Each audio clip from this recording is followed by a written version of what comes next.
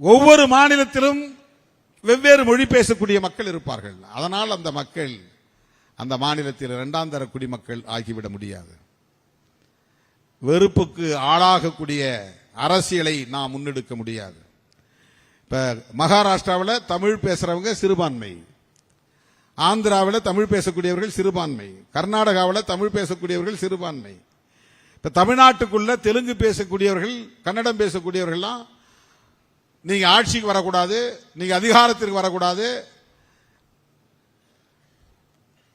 என்று அவர்களுக்கு எதிரான வெறுப்பு அரசியலை பேசினால் பிற மாநிலங்களில் வாழக்கூடிய தமிழர்களின் பாதுகாப்பு என்ன ஆகும்? யோசித்து பார்க்க வேண்டும். இதை யோசிக்காதவர்கள் தான் இங்கே தமிழ் தேசியத்தை தெலுங்கு எதிர்ப்பாக மாற்றி வைத்திருக்கிறார்கள், தெலுங்கர் எதிர்ப்பாக மாற்றி வைத்திருக்கிறார்கள். வடுகர் எதிர்ப்பு என்ற பெயரில் இதுதான் தமிழ் தேசியம் என்று திரிபுவாதம் செய்கிறார்கள். அவர்கள் சாதி ஒழிப்பை பற்றி ஒருபோதும் பேசுவதில்லை. ஆகவே நாம் பேசுகிற தமிழ் தேசியம் என்ன? நாம் பேசுகிற தமிழ் தேசியம் அரசமைப்பு சட்டத்திற்கு உட்பட்ட ஒரு மாநிலமாக தமிழ்நாடு மாநிலத்தை ஏற்கிறோம். தமிழ்நாடு மாநிலத்தில் மொழியும் இனமும் பாதுகாப்பாக இருக்க வேண்டும். அதன் மீது எந்த ஆதிக்கமும் செலுத்தக்கூடாது. அந்த மொழி உரிமைகளையும் இன உரிமைகளையும் பாதுகாத்திட வேண்டும். அந்த மக்களுக்கான மாநில அரசு சுதந்திரமாக இயங்க வேண்டும். மத்தியில் இருக்கிற ஒன்றிய அரசுக்கு இது அடிமை அரசு அல்ல, இது சுதந்திரமாக இயங்க வேண்டும். இந்த அரசியலை நாம் ஒரு சொல்லில் அழைக்கலாம், அதுதான் மாநில சுயாட்சி. ஆகவே நாம் பேசுகிற தமிழ் தேசியத்தின் மிக முக்கியமான கூறு மாநில சுயாட்சி என்கிற நிலைப்பாடு. தமிழ்நாட்டுக்கு மாநில சுயாட்சி வேண்டும். தமிழ் தேசிய எழுச்சி மாநாட்டின் மிக முக்கியமான நிலைப்பாடு மாநில சுயாட்சி. இரண்டாவது, சாதியத்தை வேறறுப்போம், தமிழ் தேசியத்தை வென்றெடுப்போம். சாதியத்தை வேறறுக்காமல் தமிழர்களை ஒருங்கிணைக்க முடியாது. ஏன் இந்த மேடைக்கு வேற சமுதாயத்தை சார்ந்தவர்கள் பெரிதாக வருவதில்லை? சாதிய முரண்பாடு. ஏன் திருமாவளவன் தலைமையை தமிழராய் இருந்தாலும் திருமாவளவனும் தமிழர்தான், மற்றவர்களும் தமிழர்கள்தான், ஆனால் அவர்கள் ஏன் திருமா தலைமையை ஏற்றுக்கொள்வதிலே தயக்கம் இருக்கிறது? சாதிதான் காரணம். ஒரு கட்சியில் இருந்து விலகி அதே அரசியலை பேசுகிற இன்னொரு கட்சிக்கு போக வேண்டும் என்று நினைப்பவர்கள் ஏன் விடுதலை சிறுத்தைகள் கட்சியில் வந்து சேருவதற்கு தயங்குகிறார்கள்?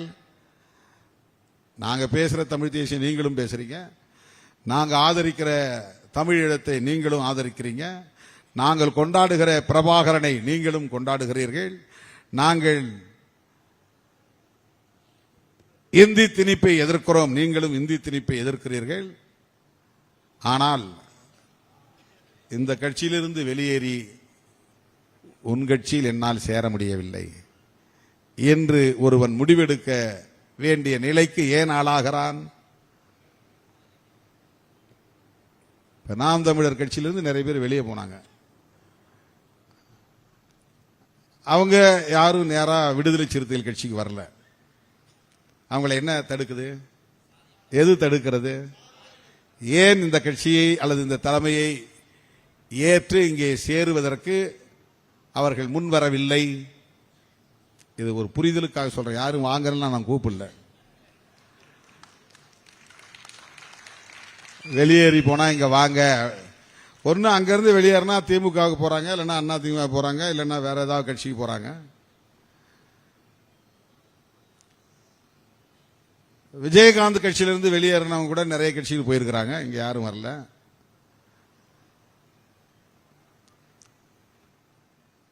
இது நான் ஏன் நம்ம கிட்ட வரலங்கிற ஒரு ஏக்கத்திலிருந்து சொல்லவில்லை. ஏன் வரவில்லை என்பதில் ஒரு அரசியல் இருக்கிறது, புரிந்து கொள்ள வேண்டும் என்பதற்காக சொல்லுகிறேன். திருமாவளவன் தலைமையை ஏற்பதில் என்ன நெருடல்?